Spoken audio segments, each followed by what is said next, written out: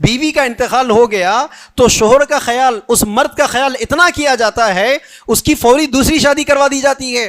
خاندان کا ہر آدمی جا کر سمجھاتا کب تک اکیلے رہتے میاں، دوسری شادی کر لو۔ لیکن بیچاری عورت اگر اس کا شوہر انتقال کر گئے یا اس کا شوہر اس کو چھوڑ دے یا ڈائیورس دے دے تو وہاں کیا ہوتا ہے، اس کی شادی نہیں کرواتے۔ دیکھ رہے اگر کوئی عورت کہہ بھی دے کہ بھائی مجھے شادی کرنا ہے، اس کی مدد کرنے کے بجائے، اس کے لیے اچھا رشتہ دیکھ کر اس کی شادی کروانے کے بجائے، ہمارے یہی خاندان کے لوگ، ہمارے یہی سماج کے لوگ کیا کرتے، اس کو تانے نہیں دیتے، اے اللہ کتنی بے شرم عورت ہے، دیکھو پرسوں بھی تو شوہر مر گیا اب بھی دوسری شادی کی بات کر رہی۔ دیکھ لو یہ ہمارا معاشرہ ہے۔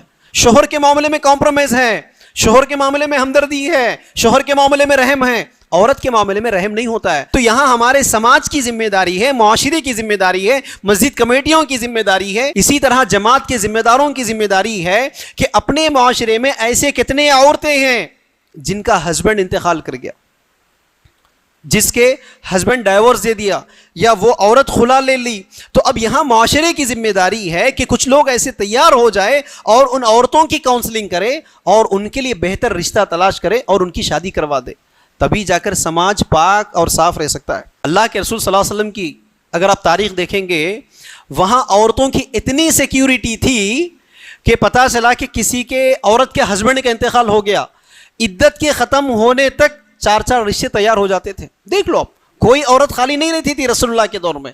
ہسبینڈ کا انتقال ہو گیا، فوری شادی ہو جاتی تھی۔ ہسبینڈ نے ڈائیورس دے دیا یا عورت نے خلا دے دیا، امیڈیٹ اس کی شادی ہوتی تھی۔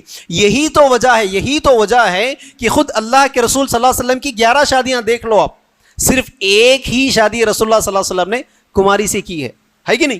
ایک ہی شادی جو عائشہ رضی اللہ تعالیٰ عنہ سے اللہ کے رسول نے کی ہے، وہ جو کماری سے، باقی 10 کے 10 کون تھے؟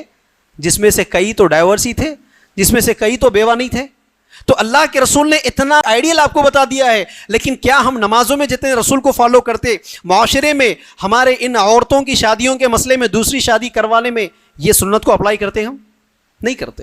اگر شوہر کا انتقال ہو گیا یا شوہر نے ڈائیورس دے دی تو یہ مڈل کلاس لوگوں کو نہیں دیکھتے، جا کر بیچاری کسی دکان میں کام کرتی، کہیں چپل کی دکان میں کام کرتی، جا کر کسی کرانے کی دکان میں کام کرتی، کہیں کپڑوں کی دکان میں کام کرتی۔ دیکھ رہے آپ کتنا مشکل کی زندگی گزارنا پڑتا ہے اس کو۔ تیسرے قسم کے وہ لوور کلاس ہے، کیا کہوں مسجد میں بیٹھ کر ان کے تعلق سے، جن کو سماج میں کوئی عزت نہیں کرتا، وہ شوہر کے انتقال ہونے کے بعد کیا زنا میں ملوث نہیں ہے؟ کتنی ایسی عورتیں ہیں شوہر چھوڑ دیا، شوہر انتقال کر گیا، دوبارہ شادی نہیں کرتی، یا تو کسی کے ساتھ لیونگ ریلیشن شپ میں ہے یا پیسوں کی خاطر کسی کے ساتھ پروسٹیٹیوشن، زنا میں ملوث ہے۔ مسلمانوں کی بات کر رہا ہوں میں، یاد رکھو میری بات۔ وہ گناہ آپ کے سر پر بھی نہیں آئے گا، لیکن ہم جا کر اس عورت کی کاؤنسلنگ نہیں کرتے، ہم جا کر اس عورت کی دوسری شادی نہیں کرواتے۔ بھائی جب آپ اس کی دوسری شادی نہیں کروا سکتے تو آپ کا کیا حق ہے کہ آپ اس کو تانے دے رہے؟ آپ کا کیا حق ہے کہ آپ اس کو الزام لگا رہے؟ نہیں ہو رہا ہے آپ کے سماج میں۔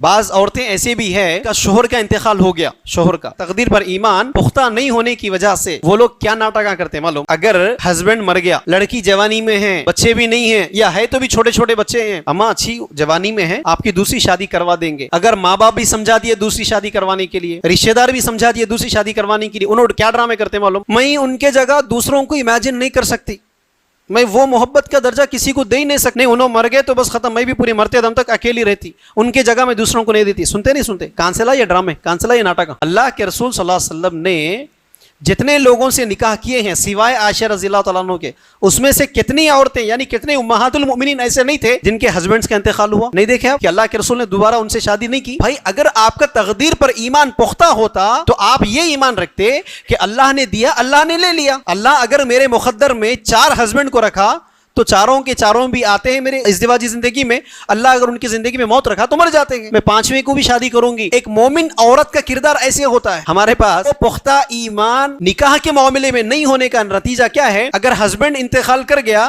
تو انہوں کیا کرتے؟ ان کا درجہ میں کسی کو نہیں دے سکتی، وہ محبت میں کسی اور سے نہیں کر سکتی، ان کے جگہ میں کسی کو امیجن نہیں کر سکتی، پوری زندگی اکیلی رہتی۔ اسلام نے نہیں دیا نا آپ کو اجازت اکیلے رہنے کا۔ اگر کسی کا ڈائیورس ہو گیا یا خلا ہو گیا، اب انہوں کیا کرتے؟ انہوں بھی دوسری شادی نہیں کرتے، مشورہ دیے تو بھی انہوں کیا بولتے؟ ایک ہسبینڈ غلط ملا نا، اب ان کی نظر میں سماج کے پورے ہسبینڈ غلط ہے۔ نہیں بات دیکھ لی میں، وہ پورے مرداں ایسی رہتے، مردوں کے اوپر بھروسہ نہیں ہے، پورے مرد بھی ایسی رہتے۔ غلط عقیدہ ہے، تقدیر پر غلط ایمان ہے۔ اگر صحیح عقیدہ ہوتا، صحیح ایمان ہوتا تو کیا سوچتے آپ؟ میں سیکنڈ میرج بھی کروں گی، اگر سیکنڈ میرج بھی غلط نکلا، اس کے ساتھ زندگی نہیں ٹک پا رہی، دوبارہ اس کو بھی طلاق دوں گی، خلا دے دوں گی، تیسری بار کروں گی۔ اللہ نے میرے مقدر میں 99 شادیاں رکھا تو 99 شادیاں کروں گی۔ گی, 99 کے 99 بھی ٹوٹ جائے 100ویں بار دوبارہ شادی کروں گی.